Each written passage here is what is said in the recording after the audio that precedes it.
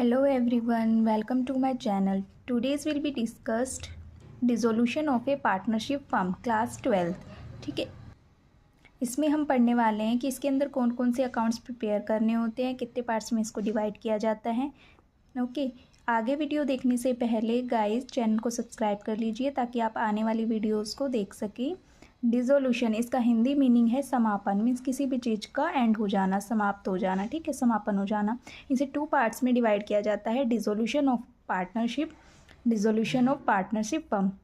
Dissolution of partnership का मतलब है कि जो भी पार्टनरशिप हो रही है, जो भी मेंबर्स ऐड होकर पार्टनरशिप बना रहे हैं, उनको डिसॉल्व कर देना। ठीक है, अब जब भी पार्टनरशिप बनती है तो एग्रीमेंट साइन होता है। तो कोई मेंबर अगर आता है तो भी एग्रीमेंट होता है, और कोई मेंबर चला जाता है तो उस एग्रीमेंट को ख़त्म करके न्यू एग्रीमेंट स्टार्ट होता है। तो इसके अंदर तो एक पार्टनर्स का डिसोल्यूशन होता है। ठीक है, सेकंड में है डिसोल्यूशन ऑफ पार्टनरशिप फर्म। इसके अंदर पार्टनरशिप फर्म का डिसोल्यूशन हो रहा है। ठीक है, मीन्स पूरी की पूरी फर्म ही बंद हो रही है, फर्म का एंड हो रहा है। ठीक है, तो इसके अंदर गाइज हमें कुछ चीज़ें ऐसी करनी होती है। ठीक है, आपको बैलेंस शीट क्वेश्चन के अंदर दी होती है। अब फर्म है, फर्म बंद हो रही है, तो अब उसके अंदर जो भी चीज़ें होंगी, क्या तो वो सेल होंगी या फिर उन्हें पे करना पड़ेगा। तो क्या क्या क्या चीज़ें हैं, फर्म को बंद होने से पहले क्या करना होता है, जो भी जितनी भी हमारी फर्म के अंदर एसेट्स हैं उन्हें हमें सेल करना होता है। ठीक है, जितनी भी लायबिलिटी है उन्हें पे करना होता है, एक्सपेंसेस है तो उन्हें भी पे करना होगा, और अगर आपकी रिज़र्व है, आपकी बैलेंस शीट में रिज़र्व है, तो उन्हें पार्टनर्स में, जितने भी पार्टनर्स हैं उनमें डिस्ट्रीब्यूट करना होता है। ठीक है, देखिए मैंने यहाँ पे लिखा है कि इसका मतलब होता है कि बिजनेस ही बंद हो जाना, बिजनेस पूरी तरीके से बंद हो रहा है, तो आपको ये सारी चीज़ें करनी होती हैं। ठीक है, आपको ये सारी चीज़ें फर्म की बैलेंस शीट में गिवन होती है। इसका मतलब ये है सीधा सीधा कि आपको जितनी भी आपको बैलेंस शीट दी हुई है, बैलेंस शीट के अंदर जो जो आइटम्स है, जो जो एसेट्स है, आपको उसे सेल करना है, जो लायबिलिटी है उसे पे करना है। मीन्स आपको बैलेंस शीट को बिल्कुल खाली कर देना है। ठीक है, आपको अगर एडजस्टमेंट में दिया हुआ है तो आप तो सेल और पे कर ही देंगे, लेकिन अगर किसी एसेट्स या लायबिलिटी के बारे में आपको एडजस्टमेंट में गिवन नहीं है तो भी आपको एसेट्स को सेल करना है और लायबिलिटी को पे करना है। अब गाइज हम करते हैं कि इसके अंदर किस किस अकाउंट्स को प्रिपेयर किया जाता है। देखिए, इसके अंदर 4 अकाउंट्स को प्रिपेयर किया जाता है। First is realisation account, second is partners capital and current account, partners loan account and bank account. तो फर्स्ट इज़ रियलाइजेशन अकाउंट। ठीक है, तो रियलाइजेशन अकाउंट का गाइज फॉर्मेट बनेगा पर्टिकुलर अमाउंट। एक साइड आपकी डेबिट होती है, दूसरी साइड आपकी क्रेडिट होती है। ठीक है, इसके अंदर आपको 3 चीज़ें करनी है, ABC। कैटेगरी ए में हम जो भी हमारी बैलेंस शीट गिवन होगी क्वेश्चंस के अंदर, हमें उसमें एसेट्स दी हुई होगी, लायबिलिटी दी हुई होगी, उन्हें हमें सीधा सीधा ब्रॉट डाउन करना है रियलाइजेशन अकाउंट के अंदर, उठा के ऐसा का ऐसा लिखना है। ठीक है, बी कैटेगरी में आपको जो भी एसेट्स है, आपकी जो भी लायबिलिटी है, एसेट्स को आप क्या करेंगे, सेल करेंगे, और लायबिलिटी को आपको पे करना होगा। ठीक है, चाहे वो आपको एडजस्टमेंट में गिवन हो चाहे ना हो, आपको सारी की सारी एसेट्स को बेचना है और लायबिलिटी को पे करना है।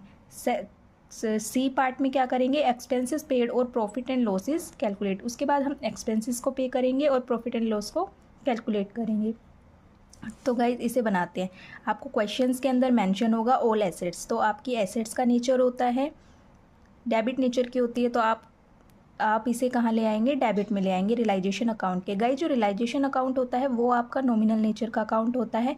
देखिए, इससे पहले आप सोल प्रोप्राइटरशिप में आपने ट्रेडिंग P&L अकाउंट बनाया होगा, तो प्रॉफिट एंड लॉस अकाउंट में आप नेट प्रॉफिट निकालते थे गाइस, राइट। तो नेट प्रॉफिट को ही क्या करना है, यहाँ पे एक्सपेंड कर दिया गया है, यहाँ पे बढ़ाकर बांटा गया है, उस नेट प्रॉफिट को ही यहाँ पर बांटा गया है। पहले वहाँ पे क्या होता था सोल प्रोप्राइटर में, कि जो नेट प्रॉफिट होता था उसे सीधा सोल प्रोप्राइटर अपने घर लेके जाता था, है ना। लेकिन यहाँ पे पार्टनर्स है, अब वो जो नेट प्रॉफिट है उसी को हमने अलग अलग कैटेगरीज में डिवाइड किया हुआ है। ठीक है, पार्ट्स को बांटा गया है। तो आप क्या करेंगे, एसेट्स को ब्रोट डाउन कर देंगे डेबिट साइड। ठीक है, उसके बाद जो भी आपकी लायबिलिटीज़ है उसका नेचर क्रेडिट होता है, तो आप जितनी भी लायबिलिटी आपको लिखी गई है वो सारी ब्रोट डाउन कर देंगे, just like a bank overdraft, provision for doubtful debts, employ provident fund, जो भी आपको लायबिलिटी दी गई है आप उन्हें ब्रोट डाउन कर देंगे। उसके बाद आपको सारी की सारी लायबिलिटीज़ को डेबिट साइड पे करना है। ठीक है गाइज, अपोजिट चलना है। बैलेंस शीट क्या होती है कि बैलेंस शीट के आपकी इस साइड आपको एसेट्स दी हुई होती है और इस साइड आपको लायबिलिटी दी हुई होती है। रियलाइजेशन अकाउंट में आप क्या करेंगे कि लायबिलिटी को आप इस साइड ले आएंगे और एसेट्स को आप इस साइड ले आएंगे। ठीक है, अब लाइबिलिटी पे करनी है तो लाइबिलिटी को पे किस साइड करेंगे, आप डेबिट साइड पे करेंगे टू बैंक अकाउंट के नाम से। ठीक है, और जो आपकी एसेट्स है उसको आप कहाँ पे करेंगे, अपोजिट क्रेडिट में पे करेंगे। ठीक है, एसेट्स को बाय बैंक अकाउंट। ठीक है, सेल कर दिया यहाँ पे। उसके बाद अगर किसी पार्टनर्स ने, जैसे फर्म में क्या होता है कि कुछ पार्टनर्स ऐसे होते हैं कि मान लीजिए कि वो खुद अपने घर लेकर चले जाते हैं वहाँ की जो भी एसेट्स होती है। अगर किसी पार्टनर ने एसेट्स को टेकन किया है, लिया है, जैसे मान लीजिए वहाँ पे कंप्यूटर्स है आपकी फर्म में, तो पार्टनर्स कहते हैं कि इसका पे मैं कर दूँगा, तो ये एसेट्स में मुझे दे दीजिए। तो अगर किसी एसेट्स को पार्टनर्स टेकन करता है तो उसे हम क्रेडिट साइड में लिखेंगे बाय पार्टनर्स कैपिटल अकाउंट के नाम से, जिस पे पार्टनर्स ने वो टेकन की हुई होगी। ठीक है, ऐसे ही अगर किसी पार्टनर्स ने किसी लाइबिलिटी की पेमेंट की है तो उसे भी हम कैसे दिखाएंगे, टू पार्टनर्स कैपिटल अकाउंट, उस पार्टनर्स के नेम से दिखा देंगे। ठीक है, उसके बाद हमारा आता है जो भी हमें एक्सपेंसेस गिवन होगा हम उसे पे कर देंगे टू बैंक अकाउंट के नाम से, डेबिट साइड। उसके बाद एडलेस कर देंगे, दोनों साइड का टोटल करेंगे, एडलेस करेंगे। जिस साइड का अमाउंट कम आता है, अगर डेबिट साइड का कम आता है तो गाइस डेबिट साइड में आता है हमारा टू प्रॉफिट और रियलाइजेशन अकाउंट। ठीक है, जो आएगा उसे हम प्रॉफिट शेयरिंग रेशियो में जितने भी पार्टनर्स है उसमें डिवाइड कर देंगे। अगर लॉस आता है आपका तो उसे हम क्रेडिट साइड लिखेंगे और उसे जितने भी पार्टनर्स है उसमें डिवाइड करेंगे प्रॉफिट शेयरिंग रेशियो में। ठीक है, डेबिट का टोटल कर देंगे एंड क्रेडिट का टोटल कर देंगे। ये था गाइज आपका रियलाइजेशन अकाउंट्स का फॉर्मेट। आई होप आपको क्लियर हुआ होगा। अब करते हैं हम second is partners capital account. Partners capital account format बनेगा पर्टिकुलर, जितने भी पार्टनर्स हैं उनके अलग अलग कॉलम बन जाएंगे। क्रेडिट में भी पर्टिकुलर और जितने पार्टनर्स हैं उनके अलग अलग कॉलम बनेंगे। ठीक है, आपको कैपिटल जो है वो क्वेश्चन में गिवन होगी तो बाय बैलेंस ब्रॉट डाउन आपको क्रेडिट साइड कर देना है। अगर बैलेंस शीट में आपको रिजर्व दिया गया है तो वो पार्टनर्स में आप डिवाइड कर देंगे, डिस्ट्रीब्यूट कर देंगे। फिर उसके बाद जो रियलाइजेशन का है, अगर प्रॉफिट दिया है तो उसको आप इधर क्रेडिट साइड लेकर आएंगे। ठीक है, और जो भी अगर आपका लॉस आता है तो आप रियलाइजेशन अकाउंट का लॉस कहाँ लेकर आएंगे, डेबिट साइड लेकर आएंगे टू प्रॉफिट लॉस करके। ठीक है, अगर रियलाइजेशन की जो लाइबिलिटी पे की थी, ठीक है, जो जो चीज़ें पे की थी, अगर पार्टनर्स ने पे की थी जो भी लाइबिलिटी जिस पार्टनर ने की थी, बाय रियलाइजेशन के नाम से आपको क्रेडिट में लिखना है। अगर किसी पार्टनर्स ने मीन्स एसेट्स पे ली थी अगर किसी भी पार्टनर्स ने, तो क्या कर देंगे, टू रियलाइजेशंस के नाम से और पार्टनर्स की कॉलम में लिख देंगे। ठीक है, उसके बाद जो भी रियलाइजेशन अकाउंट का प्रॉफिट आएगा उसको इधर लिखेंगे और लॉस अगर होता है तो हमें डेबिट साइड लिखना है। ठीक है, उसके बाद हम इसका एडलेस कर देंगे और जो आएगा उसे टू बैंक या के अकाउंट के नाम से बैलेंसिंग फिगर आ जाएगी। गाइस ये था आपका पार्टनर्स कैपिटल अकाउंट। अब बनाना है हमें बैंक अकाउंट।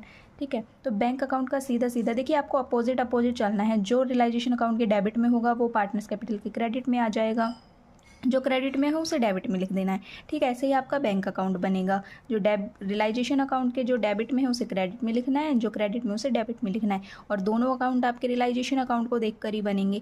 ठीक है, आपके बैलेंस शीट में गिवन होगा बैंक अकाउंट, तो उसे सबसे पहले हमें ब्रोट डाउन करना है डेबिट साइड, क्योंकि एसेट्स हमारी किस साइड लिखी होती है, इस साइड लिखी होती है ना, कॉलम के इस साइड, तो उसका नेचर क्या होता है, एसेट्स का डेबिट नेचर, तो इसलिए बैंक को क्या कर देंगे, हम ब्रोट डाउन कर देंगे। ठीक है, उसके बाद जो भी हमारी रियलाइजेशन, देखिए रियलाइजेशन अकाउंट के फॉर्मेट में जो भी चीज़ें आपने बैंक से की है ना, बस उसे उठाकर इसमें रखना है। ठीक है, अब जैसे हमने क्या किया था, अब जैसे देखिए हमने रियलाइजेशन अकाउंट के अंदर देखिए यहाँ पे बैंक से हमने क्या किया है, एसेट्स की सेल की थी और इधर हमने लाइबिलिटी पे की थी। तो जो जो बैंक की एंट्री हमने यहाँ पे की थी ना, वही बैंक को उठा करके हमने बैंक अकाउंट में लेके जाना है। ऐसे ही आपका कैपिटल अकाउंट में था, जो जो पार्टनर्स कैपिटल के नाम से आपने रियलाइजेशन अकाउंट में डाला था उन्हें कहाँ लेके गए थे, आप कैपिटल अकाउंट में लेके गए थे। ठीक है, तो अब ये सेल की थी तो हम सेल करते हैं तो क्या करेंगे, बैंक अकाउंट में जो रियलाइजेशन लाइबिलिटी पे की थी उसे हम क्रेडिट साइड लेकर आएंगे, क्योंकि वो रियलाइजेशन अकाउंट में हमने डेबिट साइड पे की थी। ठीक है, और एसेट्स को क्या करेंगे, टू रियलाइजेशन अकाउंट के नाम से इधर लेकर आएंगे। ठीक है, उसके बाद जो भी ए की कैपिटल है, बी की कैपिटल है, उसे हम यहाँ लेकर के आएंगे। ठीक है, एडलेस करेंगे और आपका बैंक अकाउंट का आंसर आ जाएगा। आई होप आपको ये क्लियर हुआ होगा गाइज। आपको डिसोल्यूशन ऑफ पार्टनरशिप का बेसिक्स क्लियर हुआ होगा। अब आपके लिए क्वेश्चंस को करना इजी होगा। अगर आपको वीडियो अच्छा लगे तो प्लीज़ वीडियो को लाइक करें, शेयर करें एंड सब्सक्राइब करें। Thank you everyone.